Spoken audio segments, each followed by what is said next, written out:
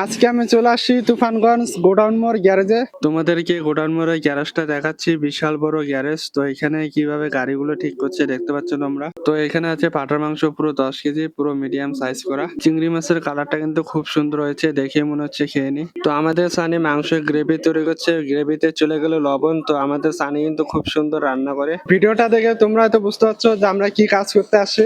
এই হচ্ছে ঝুরঝুরে আলু চিপস, উপর দিয়ে কারি পাতা ছড়ানো, দারুণ হয়েছে কালার। এই হচ্ছে পাঠা মাংস পুরো 10 কেজি রান্না হচ্ছে, কালারটা কিন্তু খুব সুন্দর হয়েছে, দেখে পুরো জিভে জল চলে আসে। তো এখন চলে আসে প্লেটে করে গরম গরম ভাত, সাথে মুগ ডাল। তো এখানে আছে স্যালাড, গরম গরম ভাত সঙ্গে মুগ ডাল দিয়ে মনে প্রাণে একদম জমে যায় খাওয়া দাওয়া। এই হচ্ছে কাঁঠাল চিংড়ি, কাঁঠাল চিংড়িটা দেখতে পাচ্ছ পুরো মশলাদার, দারুণ দেখতে।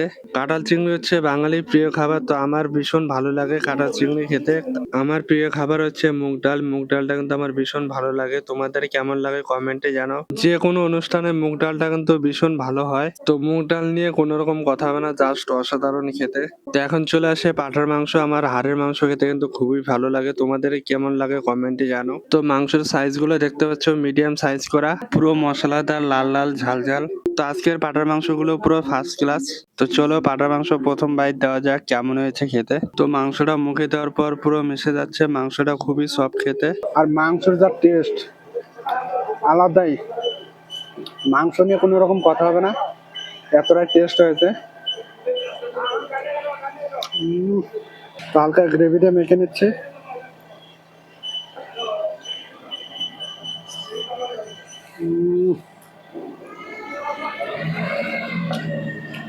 পুরো তুল তুল করছে, দেখো তুল তুল।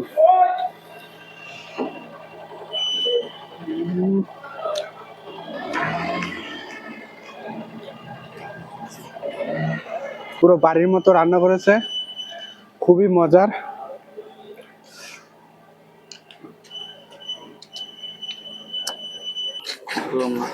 তিনজন বেশি এলো না পরে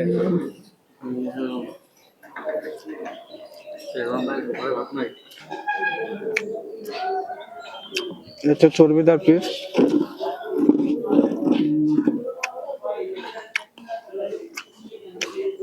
দারুণ খেতে, দারুণ।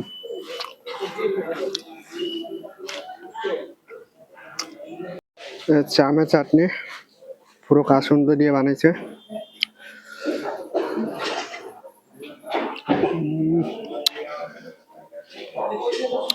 পুরো কাসুন্দ কাসুন্দ ফ্লেভার, হালকা ঝাঁস, দারুণ খেতে।